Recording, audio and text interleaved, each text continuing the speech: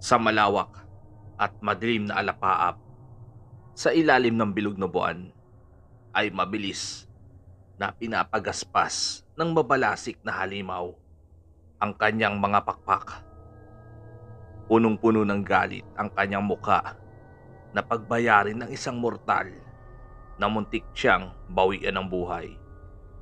Nananalaytay sa kanyang mga ugat ang pinaghalong dugo ng isang maharlikang aswang at babaylan mula sa kanyang mga ninuno. Hindi niya sukat akalain na isang estrangherong binata ang makakatalo sa kanya. Bagamat nagtataka siya kung bakit hindi man lang niya nararamdaman ang presensya ng binata. Habang lumilipad si Vice Mayor Santiago sa himpapawid, ay bigla niyang natanaw mula sa itaas ang isang kotse na matuling tumatakbo palabas sa kanyang pribadong lupain. Alam niyang lula nito ang mga taong mortal niyang kaaway. Imbis na salakayin niya ang mga ito, naisip niyang lumihis ng lipad patungo sa ibang direksyon. Hahayaan ko muna kayong makatakas. Hindi pa nanonumbalik ang buong lakas para harapin kayo. Tandaan nyo, may araw din kayo sa akin. Nagsisimula pa lang ang laban. Ang gabing ito ang simula ng himagsikan sa pagitan natin, Mayor Delgado. Ani ni Vice Mayor Santiago sa kanyang isipan habang nasa himpapawid. Dahil nasunog na ang mansyon kasama ang kanyang mga ari-arian at nasawi din ang kanyang mga tauhan, nagdulot ito ng malaking epekto sa kanyang katungkulan. Bilang pinuno ng bayan, may malaking bahay siya sa syudad kung saan nakatira ang kanyang pamilya, subalit taliwas sa sentro ang kanyang paglipad. Mabilis niyang pinagaspas ang malalapad na pakpak patungo sa isang pinakamatayog na bundok na malayo sa kabiasnan.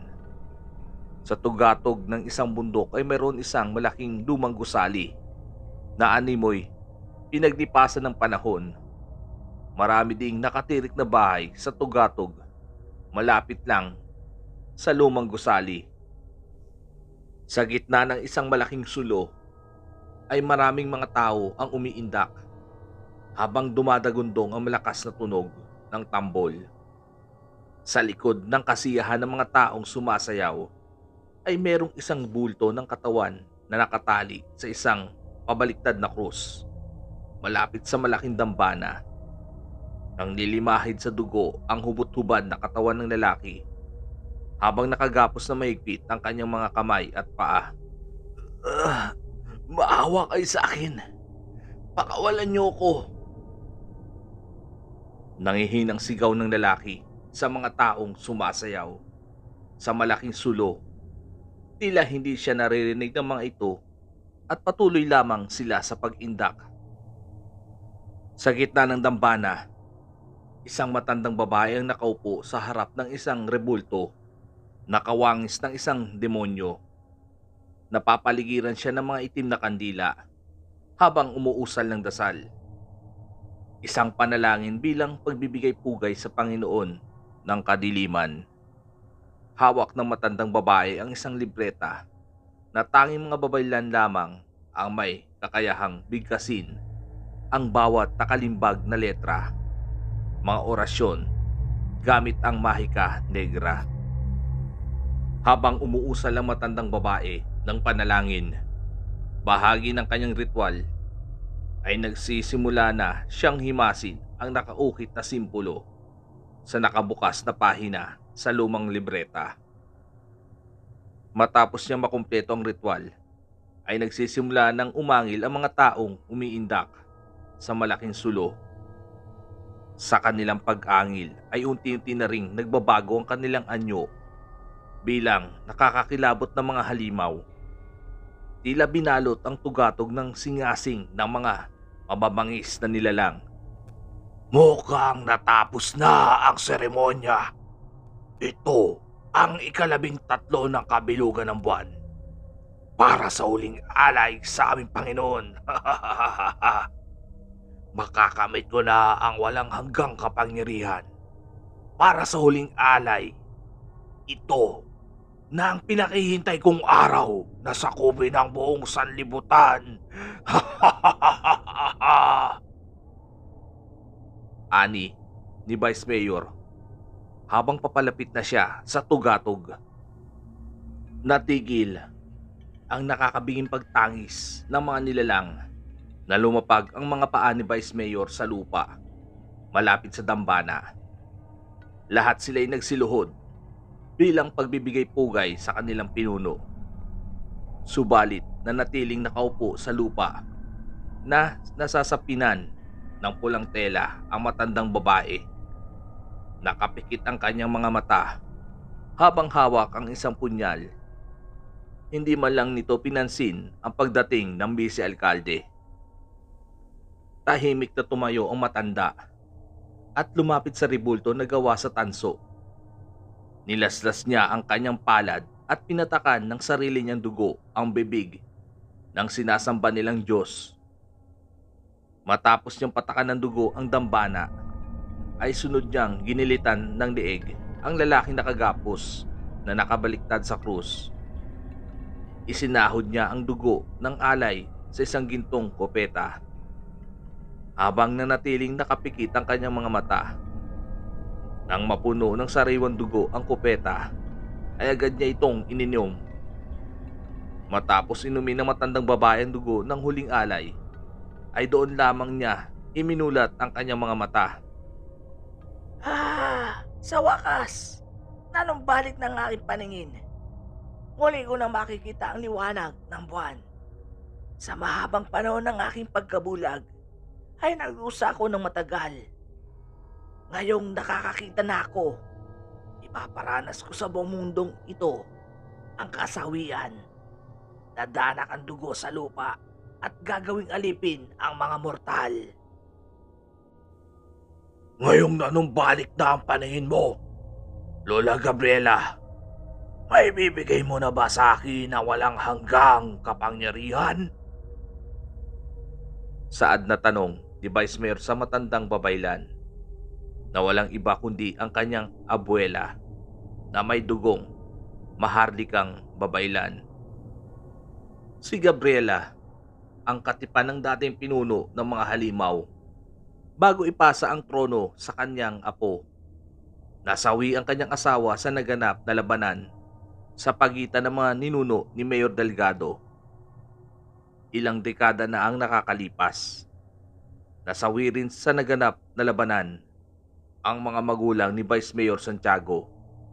Kaya ganun na lang ang galit ng bise-alkalde sa pamilya Delgado. Hindi pa ba sapat ang lakas mo, apo? Ikaw ngayon ang pinuno ng ating angkan. Ano pa ba ang gusto mong kapangyarihan? Dumadaloy sa iyong mga ugat ang dugo ng iyong lolo. May kakayahan kang pagalingin ng matinding pinsala. Hindi pa ba yun sapat?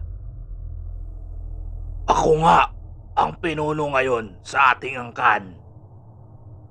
Ngunit hindi pa ito sapat para pamunuan ko ang mundo. Nais kong maging isang immortal. Nangako ka sa akin na ibibigay mo ito sa oras na manumbalik ang iyong paningin. Masyado ka namang nagmamadali, apo. Hindi madali ang hinihiling mo. Maraming bagay ang dapat gawin para makumpleto ang hiningi mong kapangyarihan. Kung nais mong makamit ang minimiti mo, handa mo bang isakripisyo ang sarili mong pamilya? Ano ang ibig niyong sabihin, Lola Gabriela? Kailangan mong magsakripisyo na 5 buhay. Iaalay natin sila sa hari ng kadiliman, kapalit ng inaasam mong walang hanggang buhay at kapangyarihan. Kaya mo bang isakripisyo ang sarili mong pamilya? Bakit pamilya ko pa? Marami namang tao ang pwede nating ialay. Madali lang sa akin makahanap ng birhen na ihahandog sa Diyos ng kadiliman. Hindi natin kailangan mag-alay ng dugo ng birhen. Ang kailangan mong ihandog sa ating Panginoon walang iba, kundi ang asawa't mga anak mo. Handa ka bang ialay ang sarili mong pamilya? Ngayon, pag-isipan mo itong mabuti bago natin simulan ang ritual sa pag-aalay. Hindi na ito kailangan pag-isipan pa. Kung ang pamilya ko ang susi sa pagiging immortal ko, handa akong ialay sila sa ating Panginoon. Mas matimbang pa rin sa akin ang kayamanan at kapangyarihan. Dadaling ko dito ang aking pamilya para masimulan na ang ritual sa lalong madaling panahon. Gumuhit ang nakakapangilabot ng ngiti sa labi ng matandang babaylan nang sabihin ng kanyang apo na handa itong isakripisyo at ialay ang sarili niyang pamilya. Mga ngiting may malalim na kahulugan na tanging siya lamang ang nakakaalam. Samantala, nakarating na ng mansyon sa bayan sina Romano, Kapitan Magno at ang pamilya Delgado. Mahigpit ang seguridad sa bawat sulok ng mansyon. Nagkalat ang mga tauhan ng alkalde para sa kaligtasan ng kanyang pamilya. Romano, pwede humingi ng pabor? Tanong ng dalaga na makapasok sila ng mansyon. Oo naman, Serenity. Ano yun? Maaari bang tumito ka muna sa mansyon? Gusto kong manatili ka sa tabi ko. Okay lang ba sa'yo? Pwede naman, Serenity. Bukas na lang ako uuwi sa amin. Serenity, huwag kang mag-alala. Araw-araw na kayo magkikita ni Romano. Simula bukas ay magtatrabaho na siya sa atin bilang private bodyguard mo. Sabat ni Mayor Delgado sa kanyang unika iha na labis ikinantuwa ng dalaga. Talaga po, Papa? Hindi ka ba nagbibiro? Mukha ba akong nagbibiro? Parang iba yata ang mga ngiti mo sa labi, anak. Masaya ka ba na palagi mong makakasama si Romano? Opo, Papa. Sobrang saya ko po. Panatag pong loob ko pag nasa tabi ko si Romano. Papa, maaari ko po bang isama si Romano pagbalik ko sa Maynila? Hindi pwede, anak. Pagkatapos ng bakasyon mo dito sa probinsya, doon na siya magtatrabaho sa asyenda. Ano naman ang magiging trabaho niya roon? Marami ka namang tauhan. Bakit hindi ka na lang po pumili sa kanila? Bakit si Romano pa? Sige na po, Papa. Payagan niyo na po ako. Isama siya sa Maynila. Hindi talaga pwede, anak. Pasensya ka na. Kailangan ko si Romano sa asyenda. Magkikita naman kayo sa susunod mong bakasyon. Kung gusto mo talaga na palagi siyang nakikita, dito ka na lang sa Iloilo mag-aral sa susunod na taon. Tama ang papa mo, anak. Dito ka na lang sa probinsya mag-aral. Ikaw lang naman ang may gustong mag-aral sa Maynila. Napasinghal na lang ng malalim si Serenity sa naging tugon ng kanyang mga magulang. Tila nawala na sa isip nila ang mga nangyari kanina. Ang mga magdugong pangyayari ay parang natural na lamang sa pamilya Delgado. Kahit sina Romano at Kapitan Magno ay naglaho na sa kanilang isipan ang senaryong iyon. Panatag na ang kanilang kalooban dahil patay na ang bise-alkalde. Ngunit hindi nila alam ang malaking dilubyong haharapin sa kamay ni Vice Mayor Santiago. Inutusan ni Mayor ang mayordoma na ihatid si Romano sa kanyang magiging silid. Ang isang malagim na gabi ay nagbistulang pangkaraniwan na lamang sa kanila. Kinabukasan, maagang umuwi si Romano. Nagsinungaling siya kina Maria at Jolino kung bakit inumaga siya ng uwi. Sinabi niya sa kanyang nakakabatang kapatid na magsisimula na siyang magtrabaho sa asyenda ng alkalde. Masaya si Maria sa magandang ibinalita ng kanyang kuya sapagkat hindi na sila mahihirapan pa sa buhay. Subalit walang kalam-alam ang dalaga sa mga nangyari kay Romano.